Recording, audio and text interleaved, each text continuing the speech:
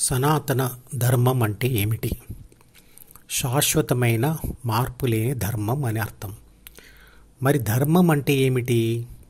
ధర్మం అంటే లక్షణం.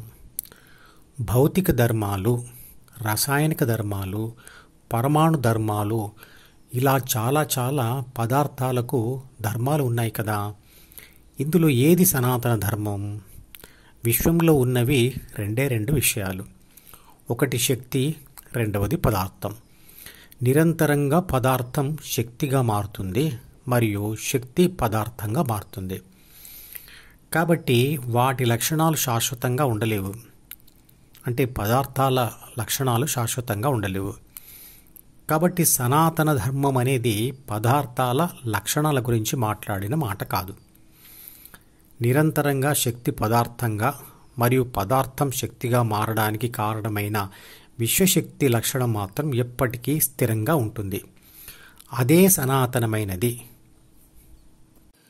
అంటే శాశ్వతమైనది. దాని లక్షణం ఎప్పుడూ మారదు. అదే శాశ్వత ధర్మం. విశ్వశక్తి నుండి వచ్చిన విద్యుత్ శక్తి, ఉష్ణశక్తి, అయస్కాంత శక్తి, పరమాణు శక్తి, ప్రాణశక్తి లాంటి అనేక శక్తులు వచ్చాయి. ప్రాణశక్తియే ఆత్మశక్తి. అది అందరిలో ఉంది. విశ్వశక్తి నుండి వచ్చిన అనేక పదార్థాలతో మనిషి శరీరం నిర్మితమైనది. ప్రతి మనిషిలో ఉన్న ప్రాపంచిక నేను ధ్యానం చేస్తూ చిట్ట చివరిగా ద్వితీయ మనసును చదవడం మానేస్తుంది.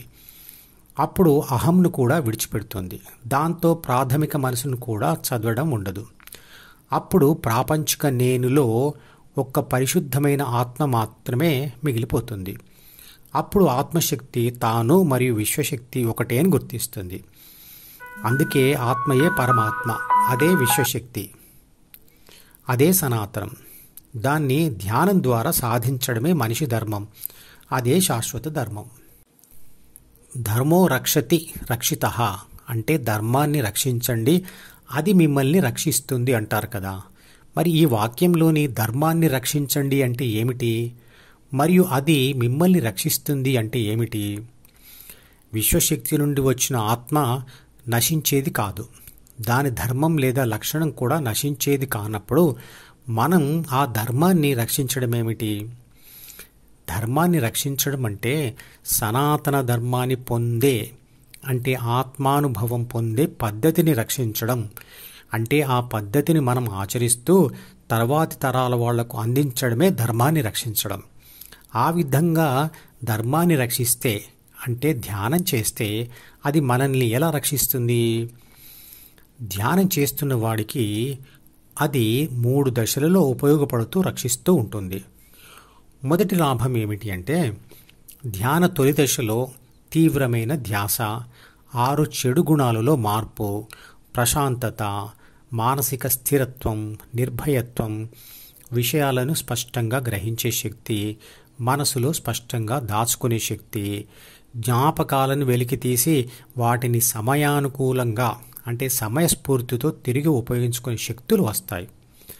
అందువల్ల చదువులో, ఉద్యోగంలో, వ్యాపారంలో, చేస్తున్న ఏ ప్రపంచ వ్యవహారాల్లో అయినా సమర్థత కలుగుతుంది. ప్రాపంచిక గెలుపులు, సుఖాలు ఉంటాయి. ఒత్తిడి మరియు ఘర్షణ లేని జీవితం ఉంటుంది. సమాజంలో ఆ మనిషి గుర్తించబడతాడు. అందరిలో మానసికమైన ఒత్తిడి ఉండడం సహజమే. ఆ ఒత్తిడితో సరి అయిన నిర్ణయాలు తీసుకోకపోవడం వలన పరాజయాలు పొందడం జరుగుతుంది. కాబట్టి ఒత్తిడి, ఘర్షణ, భయాలు లేని కాన్సంట్రేషన్, మెమొరీ కావాలంటే ధ్యానం తప్పనిసరి. ఈ లక్షణాలు అన్నీ విద్యార్థులకైనా, ఉద్యోగస్తులకైనా, వ్యాపారస్తులకైనా, గృహిణులకైనా, వృద్ధులకైనా, ఎవరికైనా అవసరమే. ఇక రెండవ లాభం ఏమిటి అంటే మనసు నుండి విముక్తి దొరకడానికి, అంటే సన్యాసి స్థితి రావడానికి దశాబ్దాల సమయం పట్టవచ్చు. ఈలోగా ముసలితనం వస్తుంది.